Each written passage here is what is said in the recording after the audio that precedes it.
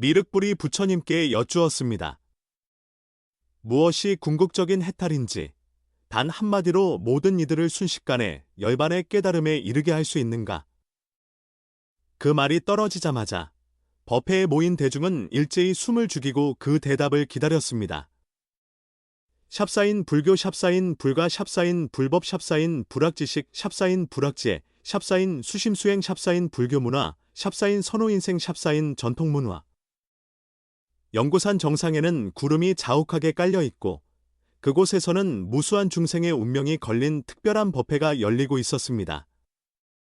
산중에 부는 소나무 숲의 바람 소리는 마치 하늘의 음악처럼 부처님의 깊은 가르침에 화답하고 있었지요. 여러 보살과 천인, 비구 그리고 제가자들이 한자리에 모였는데 그 중에서도 가장 주목받는 이는 미래의 부처님의 자리를 이을 미륵보살이었습니다. 법회가 거의 끝나갈 무렵 미륵보살이 문득 자리에서 일어나 합장을 하고 부처님께 질문을 올렸습니다. 무엇이 궁극적인 해탈입니까? 이 질문이 떨어지자 그 자리에 있던 모든 수행자는 마음을 고요히 가라앉히고 집중했습니다. 과연 부처님은 어떻게 답하실까? 왜 단 한마디가 수많은 수행자를 단번에 열반으로 이끄는지. 모두가 귀를 기울였습니다. 부처님께서는 사자좌에 단정히 앉아 눈을 지그시 감고 계셨습니다. 곁에는 가섭, 사리불 등 대제자들이 있고 조금 떨어진 곳에는 수백 명의 간절히 법을 구하는 이들이 집중한 표정으로 바라보고 있었습니다. 이날 법회는 특별했습니다. 부처님을 항상 모시는 제자들뿐 아니라 시방세계 곳곳에서 찾아온 수행자들까지 함께하고 있었으니까요. 조금 전까지 부처님께서는 미묘한 가르침을 전하셨습니다. 모든 유의의 법은 꿈과 같고 환상과 같으며 물거품과 같고 이슬과 같으며 번갯불과 같으니 마땅히 그렇게 관해야 하느니라. 목소리는 크지 않았지만 듣는 이의 마음 깊은 곳까지 울려 모두가 깊은 성찰에 잠겼습니다. 그때 한 존자가 조심스럽게 물었습니다. 스승님, 만일 모든 것이 꿈과 같다면 저희가 밤낮 없이 정진하는 이유가 무엇입니까? 부처님께서는 미소 지으며 대답하셨습니다. 아나나. 모든 것이 환상과 같기에 수행이 가능한 것이니라. 만약 법이 굳게 고정되어 있었다면 쇠사슬처럼 벗어날 수 없을 것이고 실체가 없기에 오히려 초월이 가능한 것이다. 아나는 이 말씀에 한층 깨달음을 얻은 듯 고개를 숙였고 대중은 다시 한번 깊은 고요 속으로 들어갔습니다. 바로 그때 미륵보살이 천천히 일어나 부처님께 깊이 예를 갖추고 말씀드렸습니다. 스승님, 제게는 오래도록 풀지 못한 의문이 있습니다. 오늘 이렇게 부처님을 뵈었으니 여쭙고 싶습니다. 부처님께서는 미륵을 바라보며 말씀하셨습니다. 참으로 훌륭하구나, 미륵아. 궁금한 점이 있으면 바로 묻는 것이 구도자가 마땅히 지녀야 할 태도이니라. 미륵보살이 예를 차리고 말했습니다. 스승님, 저는 3장 12 부경전을 배웠으며 선정에 들어 제 마음을 관찰해보기도 했습니다. 오온이 모두 공함을 이해했고 모든 것이 무상하다는 진실도 알았습니다. 그런데도 하나 해결되지 않는 의문이 있습니다. 무엇이 진정한 궁극의 해탈입니까? 이 질문에 대중의 분위기가 한층 숙연해졌습니다. 왜냐하면 수많은 수행자를 평생 괴롭혀온 근본 물음이기 때문입니다. 우리는 왜 수행하는가? 해탈이란 무엇인가? 문 밖을 지키던 비구까지도 귀를 기울였습니다. 부처님의 대답이 모든 이에게 큰 전환점이 될 수 있으니까요. 부처님께서는 바다처럼 깊은 눈빛으로 미륵을 바라보며 말씀하셨습니다. 미륵아, 내가 묻는 바가 매우 심오하구나. 간단히 말로 전부를 표현하기는 어렵다. 먼저 묻겠다. 오랜 수행 속에서 너는 해탈을 어떻게 이해하고 있느냐? 미륵보살은 잠시 생각한 뒤 대답했습니다. 저는 해탈이 탐진 칠을 끊고 육도를 벗어나 더 이상 생사의 고통을 받지 않는 것이라 여겼습니다. 그러나 그 또한 겉보기 설명일 뿐. 그 본질을 완전히 꿰뚫지는 못한 것 같습니다. 부처님께서는 가볍게 고개를 끄덕이셨습니다. 옳은 말이지만 완전하지는 않구나. 사리부라. 너는 지혜가 으뜸인 제자인데 해탈을 어떻게 보느냐? 사리불이 자리에서 일어나 대답했습니다. 세존이시여, 제 생각에는 해탈이란 연기법의 이치를 통찰하여 나 사람 중생 수자의 4가지 분별이 모두 허망함을 깨닫고 그 어떤 모습에도 무기지 않는 상태라고 봅니다. 부처님께서는 좋구나 하시며 이어서 가섭에게 물으셨습니다. 가섭존자는 고행수행으로 유명했기에 이렇게 답했습니다. 제게 해탈이란 모든 집착을 내려놓고 몸과 마음이 고요하며 세속의 때에 물들지 않는 것입니다. 부처님은 다시 아난을 돌아보셨습니다. 아난아, 너는 내 곁에서 오래 머물며 가장 많이 듣는 제자이니 해탈을 어찌 이해하느냐? 아난은 공손히 대답했습니다. 세존이시여, 저는 해탈이란 마음이 본래 맑고 청정한 자리로 돌아가는 것이며 바깥 경계에 흔들리지 않고 안의 번뇌에도 휘둘리지 않는 상태. 마치 진흙탕 속에서도 더러워지지 않는 연꽃과 같다고 여깁니다. 부처님께서는 제자들의 답을 들으시고 모두 옳은 말이라 칭찬하셨으나 고개를 천천히 흔들며 말씀하셨습니다. 모두 일리가 있지만 그 누구도 해탈의 궁극적 뜻을 완전히 드러내지는 못했다. 해탈은 단지 번뇌를 끊어내는 것만도 아니고 단지 진리를 아는 것만도 아니며 집착을 내려놓는 것만도 아니다. 이때 한 젊은 비구가 용기를 내어 여쭈었습니다. 세존이시여, 그렇다면 해탈은 도대체 무엇입니까? 부처님께서는 곧장 대답하지 않으시고 자애로운 시선으로 대중을 둘러보셨습니다. 여러분은 내가 왜 49년간 설법을 계속했는지 생각해 본 적이 있는가? 해탈이 몇 마디로 쉽게 설명될 수 있었다면 이 많은 경전이 필요했겠느냐? 열반을 한두 마디로 전부 말할 수 있었다면 왜 이토록 많은 수행 방법을 제시했겠느냐? 대중은 숙연해졌습니다. 정말 해탈이 그토록 간단했다면? 부처님께서 이렇게 오랜 세월 가르침을 펼치실 이유가 없었을 것입니다. 그러자 한노승이 공손히 물었습니다. 세존이시여, 저희는 수행의 목적이 해탈을 얻고 열반에 이르는 것이라 들어왔습니다. 그게 잘못된 것입니까? 부처님께서 미소를 지으시며 말씀하셨습니다. 만약 해탈을 얻으려는 목적이 있다면 그 자체가 집착이니 어찌 해탈이라 할 수 있겠으며 열반을 좇는 마음이 있다면 그것 또한 굴레이니 어찌 열반이라 할 수 있겠는가? 이 말은 마치 갑작스러운 천둥처럼 모든 이의 마음을 뒤흔들었습니다. 모두가 서로를 바라보며 깊은 생각에 잠겼습니다. 그렇다면 해탈을 향한 갈망조차도 집착이라면 이 수행은 무엇을 위해 하는 것인가? 미륵보살이 다시 여쭙습니다. 세존이시여, 해탈을 좇는 것도 집착이라면 그럼 저희가 수행을 하는 의미는 무엇입니까? 부처님께서는 미륵을 깊이 바라보시고 말씀하셨습니다. 네가 묻는 바가 참으로 핵심이구나. 수행은 무엇을 얻기 위해 하는 것이 아니다. 오히려 본래 그대로를 알아차리기 위한 것이다. 내가 해탈을 찾을수록 해탈에서 멀어지고 열반을 구할수록 열반에서 멀어지느니라. 이 말에 아직 수행 경험이 적은 젊은 비구들은 더욱 혼란스러워하는 표정을 지었습니다. 결국 한 비구가 감히 다시 물었습니다. 세존이시여, 해탈과 열반을 구하는 것마저도 잘못이라면 저희는 무엇을 위해 매일같이 부지런히 수행해야 합니까? 부처님께서는 답 대신 연꽃 한 송이를 들어 대중에게 보이셨습니다. 아무도 그 뜻을 몰라 어리둥절해했지만 가섭존자는 미소를 지으며 그 의도를 깨달았습니다. 부처님께서 물으셨습니다. 가섭아, 너는 무엇 때문에 웃느냐? 가섭존자는 말했습니다. 세존께서 보여주신 연꽃이 바로 말 없는 가르침입니다. 해탈은 말로 표현될 수 없고 진리는 언어를 벗어난 곳에 있습니다. 부처님께서는 옳다. 가섭은 내 뜻을 잘 알아주었구나 하고 칭찬하셨습니다. 그러나 미륵보살의 의무는 여전히 풀리지 않았습니다. 왜냐하면 이것은 모든 수행자가 겪는 근본 고민이기도 했으니까요. 법회장 안 곳곳에 있던 사람들은 수군거리기 시작했습니다. 대부분 해탈이 생사윤회를 벗어나기 위한 것, 열반이 고통에서 완전히 벗어난 상태라고 믿어왔는데 지금 부처님의 말씀은 모든 것을 흔들어 놓았으니까요. 부처님께서는 그들을 바라보며 자애롭게 말씀하셨습니다.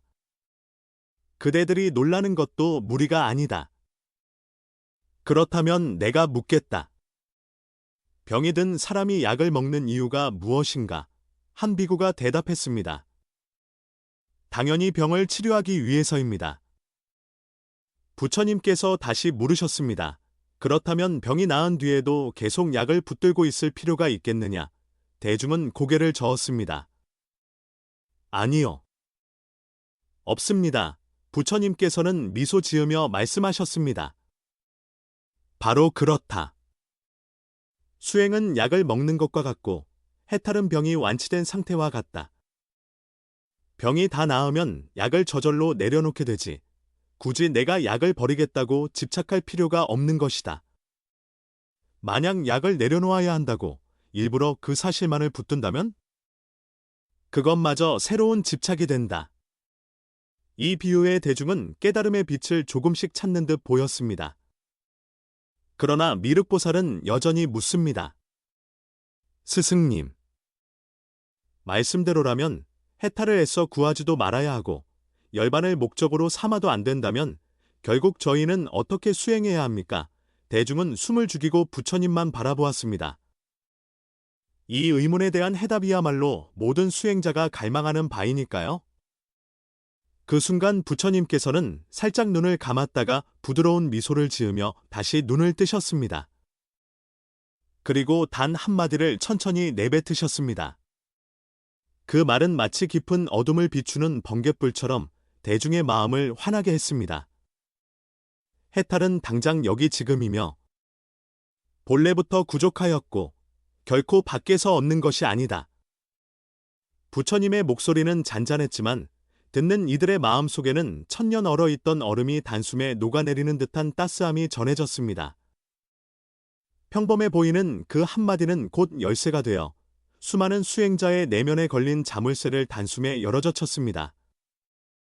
그 자리에서 누군가는 눈물을 흘렸고 누군가는 문득 크게 깨달음을 얻었으며 누군가는 무거운 짐을 내려놓은 듯 깊이 안도의 한숨을 내쉬었습니다. 또 누군가는 바닥에 엎드려 머리를 조아리며 부처님께 감사를 올렸습니다. 미륵보살 또한 그 자리에서 환하게 눈을 떴습니다.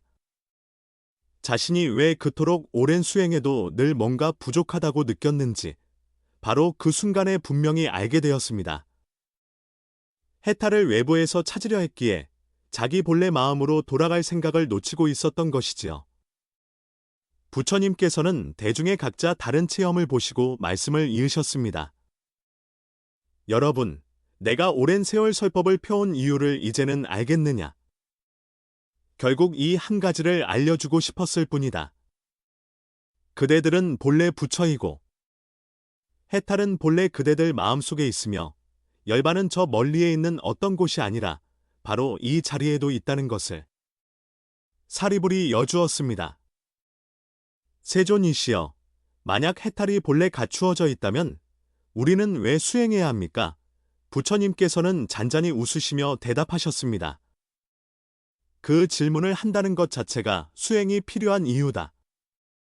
수행은 무언가를 얻으려는 게 아니라 이미 갖추고 있는 것을 알아차리는 길이다. 예를 들어 먼지가 쌓여 흐릿해진 거울을 닦는 것과 같다. 거울의 밝음은 원래 사라진 적이 없다. 단지 먼지가 그 광채를 가리고 있을 뿐이다. 수행은 먼지를 닦아내는 과정이며 광명을 새로 만드는 작업이 아니다. 아난존자는 깊이 생각하다가 물었습니다. 스승님, 그렇다면 해탈을 향한 추구 자체가 오히려 해탈의 장애가 된다는 말씀이신가요? 부처님께서는 고개를 끄덕이셨습니다. 바로 그렇다. 아나나. 마음속에 내가 수행한다, 해탈을 얻겠다라는 생각이 있을 때 이미 해탈과 어긋나 있는 것이다. 참된 수행은 무무의 마음으로 하는 것이며 참된 해탈은 탈탈조차 의식하지 않는 자유다. 그때 한 연로한 비구가 또 질문했습니다. 스승님, 해탈이 본래 갖추어진 것이라면 왜 중생들은 여전히 생사의 바다에서 고통을 받습니까? 부처님께서는 자애로운 음성으로 말씀하셨습니다. 마치 꿈속에서 괴로움을 겪는 사람이 있다고 하자. 그에게 진정 필요한 것은 꿈을 바꾸는 것이 아니라 잠에서 깨어나는 것이다. 중생들이 윤회하는 이유는 해탈이 부족해서가 아니라 자신이 원래 해탈되어 있음을 알지 못하기 때문이다. 스스로 만들어낸 꿈속에서 깨어나지 못하고 있기 때문이지. 미륵보살이 이어서 물었습니다. 스승님, 그렇다면 해탈이 이미 내재되어 있다는 것을 어떻게 하면 제대로 알 수 있겠습니까? 부처님께서는 부드럽게 대답하셨습니다. 미르가, 해탈을 추구하는 집착을 놓아버리면 해탈은 저절로 드러난다. 열반을 좇는 생각을 내려놓으면 열반은 이미 그 한가운데에 있다. 주먹을 꽉 쥐고 손바닥을 찾는 사람을 떠올려 보거라. 주먹을 펴야만 손바닥이 원래부터 있었다는 사실을 알 수 있다. 그러자 가섭존자가 궁금해했습니다. 그렇다면 저희가 평소 행하는 선선수행, 경전 독송 같은 것들은 어떤 의미가 있습니까? 부처님께서 설명하셨습니다. 그 모두가 방편문이다. 사람이 강을 건너려면 배가 필요하지만 건너고 난 뒤에는 배를 짊어지고 길을 갈 필요가 없지 않느냐. 이처럼 수행의 모든 방법은 자성자성을 깨닫도록 돕는 도구이지. 해탈 그 자체가 아니다. 해탈이 본래 내 안에 있음을 참으로 깨닫는 순간 수행 또한 자연스러운 일상으로 바뀐다. 더 이상 내가 수행한다는 마음이 들지 않는 것이다. 그러자 한갓 출가한 젊은 비구가 질문했습니다. 스승님, 그렇다면 스스로 정말 해탈했는지 아닌지를 어떻게 알 수 있겠습니까? 부처님께서는 깊은 뜻이 담긴 눈빛으로 대답하셨습니다. 내가 과연 해탈했나 안 했나를 신경 쓰지 않을 때 이미 해탈해 있는 것이다. 해탈은 어떤 특정 상태가 아니라 모든 상태를 초월한 자유다. 태양이 자기 스스로에게 나는 밝은가 하고 묻지 않고 바다가 나는 넓은가 하고 묻지 않는 것과 같다. 미륵보살은 갑자기 환히 깨달은 듯이 말했습니다. 스승님, 이제 알겠습니다. 우리가 해탈을 찾지 못하는 이유는 찾고 있기 때문이었네요. 부처님께서는 칭찬하며 말씀하셨습니다. 참으로 훌륭하다. 미르가 바로 핵심을 짚어냈구나. 해탈은 어디서 찾아오는 것이 아니라 원래 잃어버린 적이 없음을 알아차리는 것이다. 내가 늘 모든 중생은 본래 불성을 지니고 있다고 말해온 까닭이 여기에 있다. 불성은 곧 본래 구족된 해탈의 성품이며 단지 망념이 그것을 가려왔을 뿐이다. 그러자 나이 많은 한 장로가 질문했습니다. 스승님, 해탈이 본래 우리 안에 있다면 그럼 번뇌는 왜 생기는 것입니까? 부처님께서는 답하셨습니다. 구름이 달을 가리는 것과 같을 뿐이지. 달빛이 사라진 것은 아니다.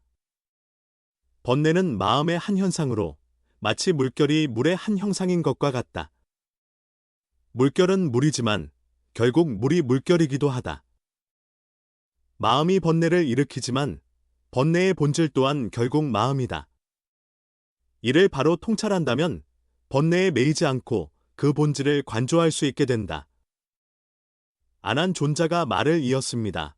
스승님, 정리해보자면 해탈은 어떤 목표가 아니라 어떤 깨달음인 것이고 종착점이 아니라 출발점이며 무엇을 얻는 게 아니라 원래 있었음을 아는 것이군요. 부처님께서는 옳다. 안하나 하시며 미소 지으셨습니다. 바로 그 때문에 내가 해탈은 당장 여기 지금이며 본래부터 구족하였고 밖에서 얻는 것이 아니다라고 말한 것이다. 이 문장을 완전히 이해할 때 너희의 수행은 근본적 전환을 맞을 것이다. 더 이상 무엇이 되기 위해 애쓰지 않고 내 본래가 무엇인가를 알아가는 길을 걷게 되니까. 미륵보살이 한 번 더 물었습니다. 그렇다면 저희가 일상에서 어떻게 수행하면 되겠습니까? 부처님께서는 답하셨습니다. 일상에서 자연스럽게 하면 된다. 밥을 먹을 때면 밥 먹는데 온전히 집중하고 걸을 때는 걷는데 온전히 집중해라. 과거에 집착하지도 미래를 기대하지도 말고 지금 이 순간에 머물러라. 바로 이 순간에 온전히 깨어있는 그 상태가 곧 해탈과 맞닿아 있다.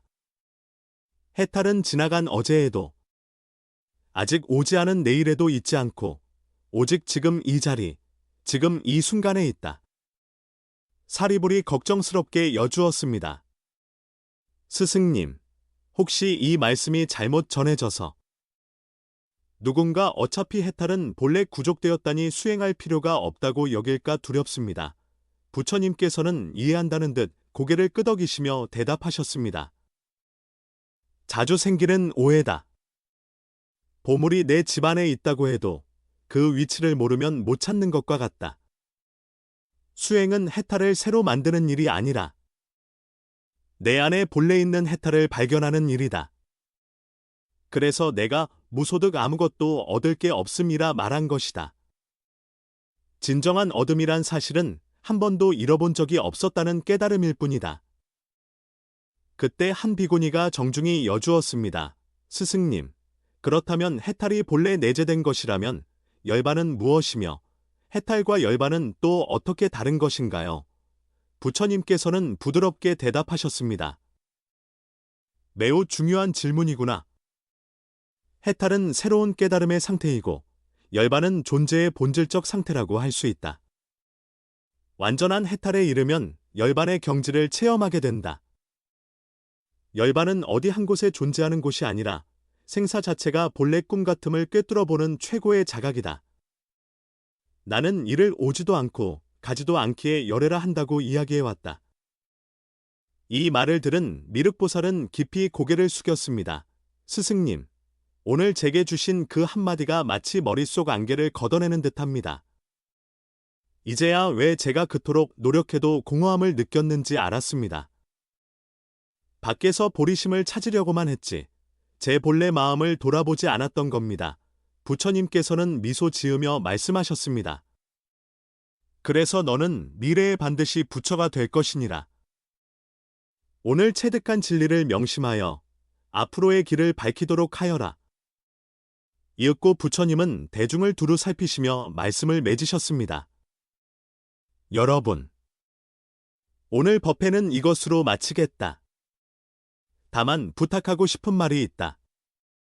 내가 말한 해탈은 당장 여기 지금이며 본래부터 구족하였고 밖에서 얻는 것이 아니다라는 이 한마디를 단지 기억만 하지 말고 삶 속에서 직접 느끼고 살아내어라. 그것이야말로 진정한 수행이다.